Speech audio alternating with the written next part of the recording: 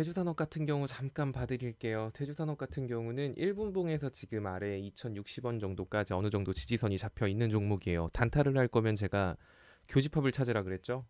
3분봉 차트를 보면 3분봉 차트에서 121선과 61선 지지선을 아래에 깔고 있긴 하지만 121선하고 61선 위치가 반대로 됐죠. 그래서 이 61선을 위로 끌어올리는 과정이 필요할 거예요. 그렇다고 한다면 현 구간에서 이거 왔다 갔다 한 20분 정도만 해주면 61선이 위로 올라갈 가능성이 높습니다. 그러면 1분봉 정배열, 3분봉 정배열 되는 거고요. 5분봉도 마찬가지죠. 5분봉도 지금 120분봉하고 60분봉 이 두 개가 교차되어 있어요. 그러면은 현 구간에서 한 90원 정도 선까지 얘도 한 20분 정도 행보하면 61선이 위로 올라오겠죠.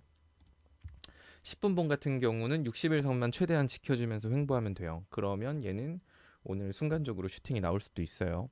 대신에 이렇게 과정을 잡고 들어갈 때는 손절가가 필수겠죠. 그리고 지금 이미 음봉 종목이기 때문에 음봉 종목 같은 경우는 매도세가 강하기 때문에 음봉이겠죠. 이런 거는 손절가 안 지키면 많이 빠질 수도 있어요. 다만 최근에 대주산업 같은 경우가 유의미한 거래량으로 시세를 많이 보여줘서 만약에 얘 손절 제때 못하면은 볼벤 상담 만나러 갈 수도 있거든요. 그러니까 그거 참고하셔서 투자하실 분들은 투자하시면 됩니다. 자, 대주산업 올라갔습니다. 그러면은 대주산업 3% 수익이니까 알아서 파세요.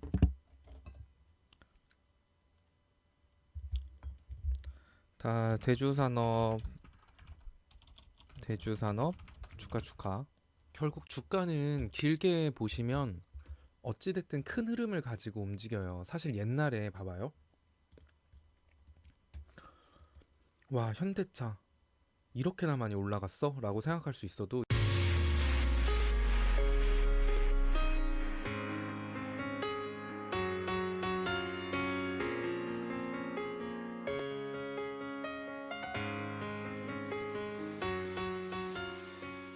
옛날 현대차 놀던 가격 생각해보면 옛날에 24만원, 25만원 이랬던 종목이 현대차예요. 지금도 거기 가격 올려면 멀었어요. 2014년도까지만 해도 현대차는 25만원짜리 여기서 박스권 근도 종목이었거든요. 아직 근처 가려면 멀었죠. 어차피 서암기계공원 목표가 8천원이라니까요. 제가 극단적으로 말하면 지금 그냥 있는 돈 다 몰빵해도 돼요. 그냥 은행에 있는 예금 깨고 적금 깨고 다 몰빵해도 돼요. 그래도 8천원까진 가요. 근데 1년 뒤에 갈지 6개월 뒤에 갈지 다음 주에 갈지 다다음 주에 갈지 2년이 걸릴지 몰라요. 하지만 가요. 이 회사는 나쁘지 않은 회사고 이슈 때문에 떨어진 갭자리고 흑자 기업이니까 그렇게 생각하시면 돼요. 근데 내가 그러면 여기 8천원까지 가니까 지금 다 몰빵할까 했어요.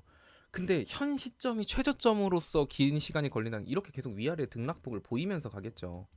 이런 차트 형태처럼 그러다가 결국엔 간다는 거예요. 확정 한 99% 확률로. 그러니까 얘는 위에서 사도 상관없고 아래서 사도 상관없어요. 근데 아래서 사는 이유는 더 싸게 살려고 아래서 사는 것뿐이에요. 지금 시장이 안 좋기 때문에 시장이 변동성이 크고 불확실한 시장이기 때문에 시장이 만약에 아래로 빠지면 얘도 어쩔 수 없이 여기 지금 이 자리에 보러 갈 거예요. 보시면 어떻게 보면 얘는 일봉상 배열이 안 돼 있죠. 481선이 제일 위에 있다고요. 이 밑에까지 얘네들 만나러 갈 수도 있어요. 5천원. 그럼 내가 여기서 지금 몰빵하는 것보다 여기까지 빠질 수 있고 한다고 하면 여기까지 떨어지는 거 염두하고 나눠서 사면 되잖아요. 물론 현가 대비 거의 10% 이상의 낙폭을 보여주겠죠. 근데 10% 이상의 낙폭을 보여주면 내가 나눠서 사면은 더 좋은 거죠. 내 평단가를 낮출 수 있는 절호의 찬스니까. 어차피 목표가는 8천원 부근이면 더 싸게 수량을 늘릴 수 있으면 좋구나 생각하고 그냥 사시면 돼요. 이거 이것도 서암 때문에 또 화났네 생각해 보니까. 어떤 분이 잠깐 서암 내동매매했다가 물려서 물 타면서 놀고 있어요. 그래요. 그 물 타면서 노는 건 좋은데 지금 너무 많이 물을 타면 안 돼요. 항상 현금 들고 있어야 돼요. 5천원까지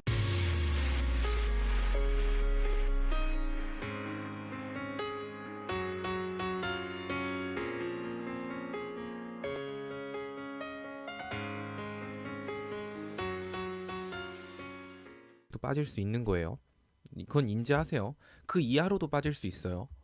하지만 어쨌든 가긴 가요. 약간 목적지가 정해진 종목군이니까. 막 제가 5,700원 아래부터 천천히 사라고 했잖아요. 그럼 5,700원 아래에서 샀으면 보실래요? 오늘 5,450원? 거기까지는 안 사셨. 거기까지는 왠지. 그러니까 어쨌든 내가 지금 샀으면 지금 손실은 아니에요. 거의 보합권이죠. 저랑 또 같이 주식을 하시는 분 중에 한 명이 오늘 그분이 녹십자를 많이 가지고 계셨어요. 근데 오늘 녹십자가 갭 떨어졌단 말이에요. 오늘 녹십자가 갭 떨어지고 이렇게 빠졌어요. 그래서 그분은 원래 녹십자에 2천만 원인가 3천만 원인가 이 정도 들고 계셨었거든요. 근데 녹십자에 1억을 추매했어요.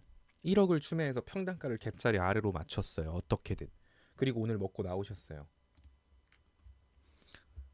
그러니까 이런 갭자리 하나가 되게 물린 종목 정리할 때는 진짜 소중한 거거든요. 근데 내가 그렇게 돈이 많으면 모를까 돈이 없는 상태에서 여기까지 평단가 맞추려면 허리 휘어요. 그러면 차라리 그럴 바에 갭자리 남겨놓고 그냥 아래로 확 빠지면 평단 조절하기가 쉽겠죠. 그러니까 내가 물렸다 하시는 분들은 그런 식으로 정리를 하는 거예요. 사실 페노션이 이렇게까지 241선 얘의 단점이라고 한다라고 하면 241선이 보시면 우하향 추세예요. 241선 통곡의 벽을 뚫기는 했었어도 아직 추세 자체가 우하향 추세잖아요. 그럼 얘를 평평하게 만들어야겠죠. 차트를 볼 때는 제일 좋은 건 요렇게 우상향하고 있는 걸 주가가 뚫었을 때 좋은 거고요. 횡보하고 있는 거 뚫었을 때가 두 번째로 좋은 거예요. 근데 우하향하고 있는 거 뚫으면 다시 한 번 더 빠질 가능성이 높아요. 왜냐하면 이 우하향하고 있는 차트를 이렇게 우하향하고 있는 차트는 이렇게 뚫잖아요. 그럼 다시 내려와요. 뚫고 내려오고 뚫고 내려오고 이렇게 반복하다 보면 이제 우하향하고 있던 얘가 이렇게 평평하게 횡보 구간으로 들어가거든요. 그러니까 차트는 이렇게 되는 경우는 거의 없어요. 제가 이렇게 되는 경우는 그 천하의 개잡주들이나 이런 거 보여주지. 근데 지금 코스피 지수가 그 천하의 개잡주 같은 반등을 보여줬단 말이에요. 이런 게. 그래가지고 되게 많은 사람들이 현 시장에 대해서 우려를 하고 있는 거예요. 코스피 지수는 이렇게 올라가면 안 돼요. 올라가더라도 이런 식으로 올라가든가 이렇게 횡보하다 올라가든가 어쨌든 중간 단계가 항상 있어야 되거든요. 근데 지금 이번 시장은 완전 V자 반등이어가지고 사람들이 부정적으로 보는 겁니다. 그러니까 얘 같은 경우도 페노션 같은 경우도 지금 어찌 보면 241선을 뚫긴 했지만 아직까진 얘가 우하향하고 있는 추세인 만큼 지금 이 자리를 지금 241선 고개 숙이고 있는 얘를 평평하게 만들려고 하는 작업을 펼치고 있는 것 같아요. 뭐 뒤에 받쳐주는 거래량 나쁘지 않고 제가 페노션 같은 경우는 일전에 얘는 주봉 갭자리 있다고 말씀을 드렸잖아요.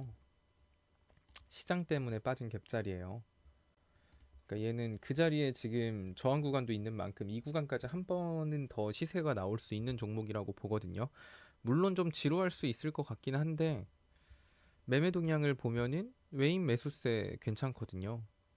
기관들이 좀 많이 팔긴 했는데 기관들이 좀 많이 팔았죠. 근데 외인 매수세가 괜찮은 종목군이어서 이런 것도 만약에 투자한다라고 한다면 일전에 제가 잡아드렸을 때 이때 잡아드렸을 거예요. 페노션은 241선 여기 붙었을 때 사서 3% 이탈하면은 손절한 다음에 61선 및 121선에서 복수전 하라고. 여기까지 들어갔는데도 또 빠진다? 그러면 여기서 한 번 더 잘라도 되고 긴 호흡으로 끌고 가셔도 솔직히 상관없는 종목 같습니다. 얘는.